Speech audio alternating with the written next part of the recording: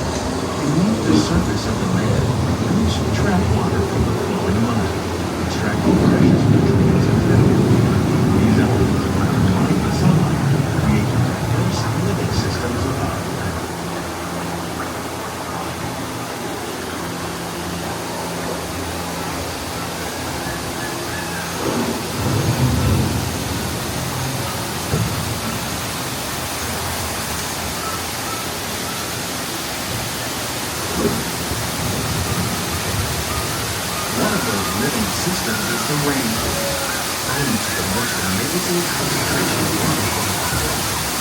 These dense and beautiful forests cover only a tiny portion of the Earth's surface, plus they contain more than half of its plant and animal species. Rainforests are also extremely rich in productive living systems, providing us with oxygen, food, medicine, and other forms of essential to our lives.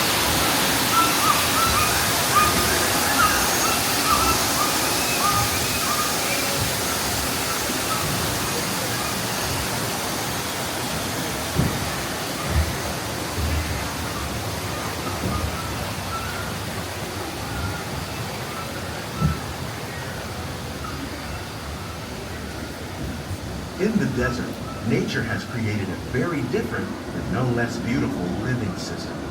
And while this arid landscape may seem lifeless, it is very much alive.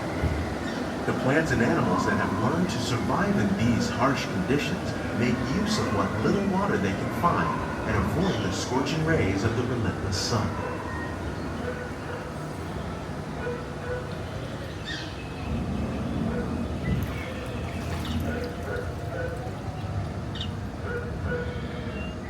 The American prairie once appeared as desolate as the desert, but over time, rainwater and nutrients gradually penetrated the hard surface of this land. Even the hooves of the mighty buffalo helped create the rich soil that would one day become home to the American farm.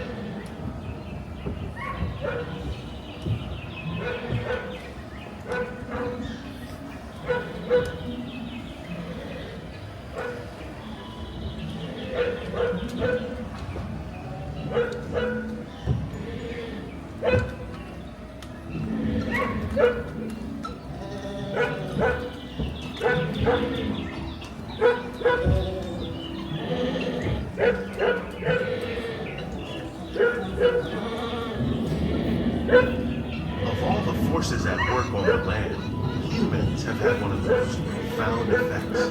The need to produce food for a growing world led to the enormous use and sometimes overuse of the land. In our search for more efficient ways to grow food, we often fail to realize the impact of our methods.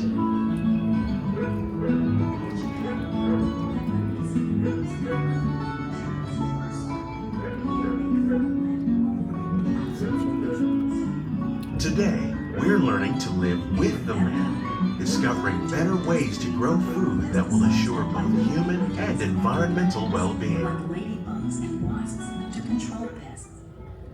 In the farmlands across America, we're learning that by plowing under vegetation containing natural fertilizers, we can enrich the soil without the use of chemicals.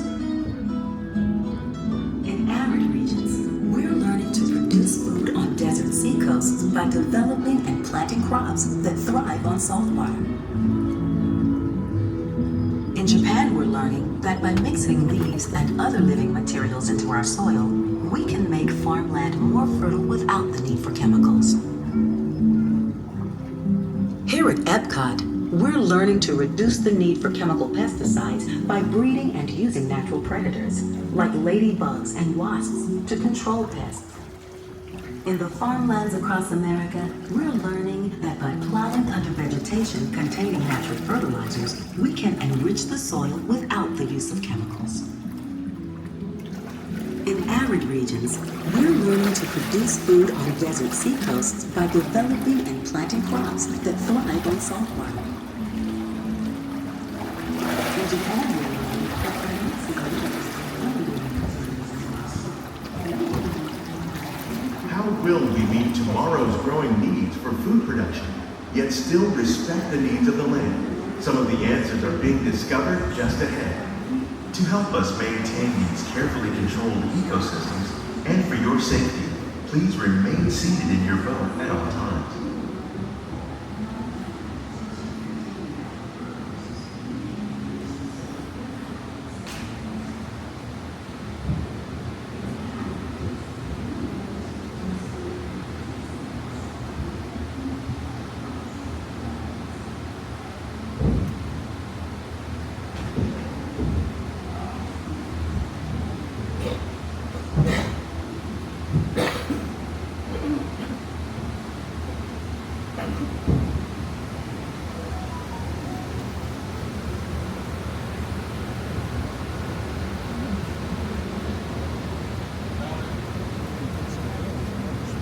Welcome to our living laboratory, where scientists from EPCOT and the U.S. Department of Agriculture are exploring innovative ways to produce bountiful harvests now and into the future.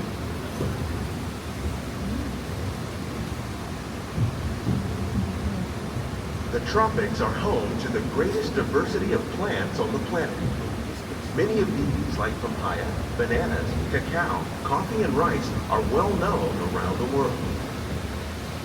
These are just a few of the edible plants that have been an important source of nutrition for people living in the tropics. Many are rich in vitamins and minerals, while others are well adapted to growing in less than ideal conditions. Some, like the water lily, thrive in wet, swampy areas and waterways. All parts of this plant, even the flower petals, are edible. The starchy root of the plant has long been used to make flour for baking.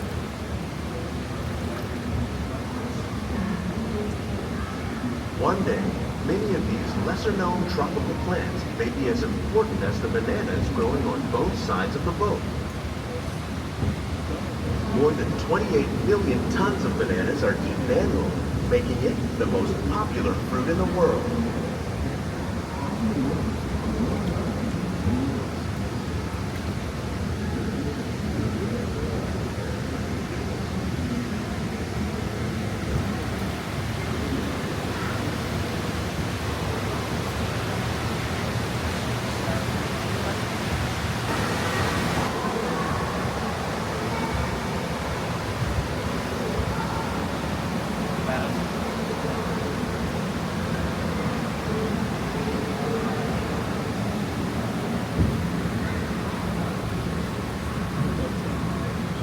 While there are more than 50,000 edible plant species in the world, most of us are only familiar with the handful that make up our everyday diet. The common grains growing here, wheat, maize, sorghum, and millet, plus rice, account for nearly 2/3 of our global food consumption.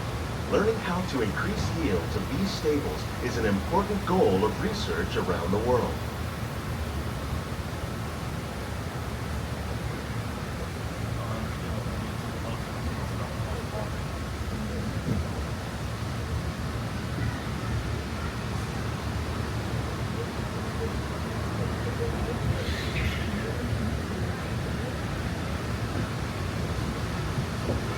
These plants are definitely on their way up.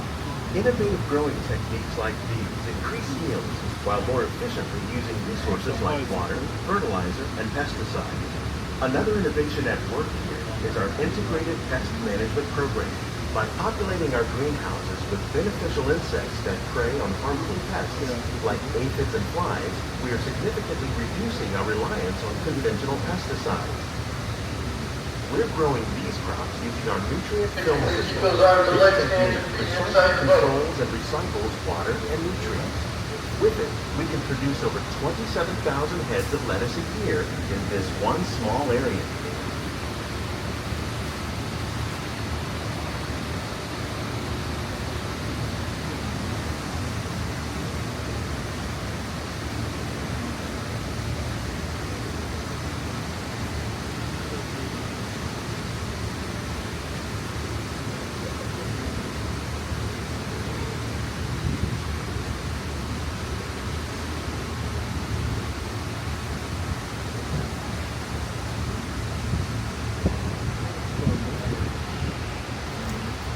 Some of our best ideas have been inspired by nature, like these fruit and vegetable trees.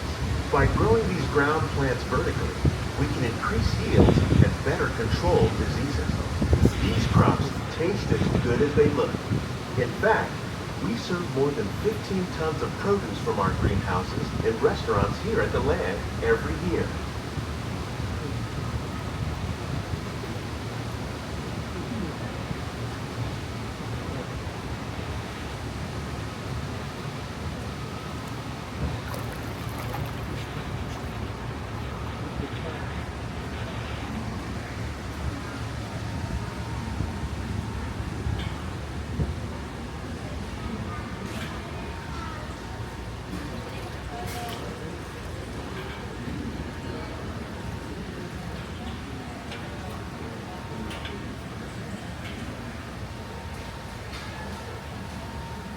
The future of agriculture may include innovative ideas like this vertical growing system.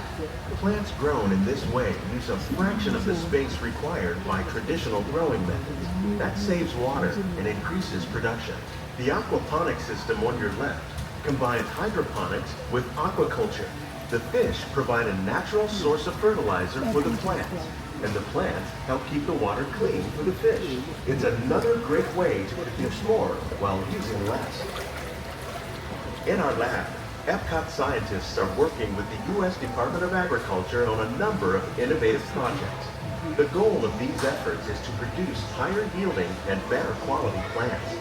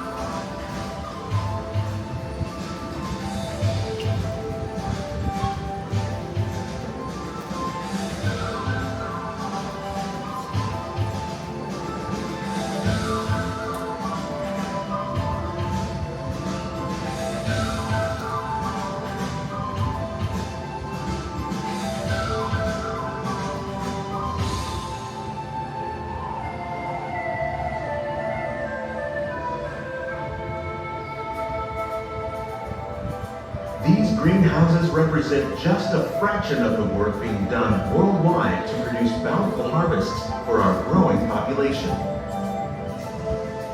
Scientists, farmers, and even backyard gardeners are doing their part to improve the quantity and quality of foods that we all rely upon.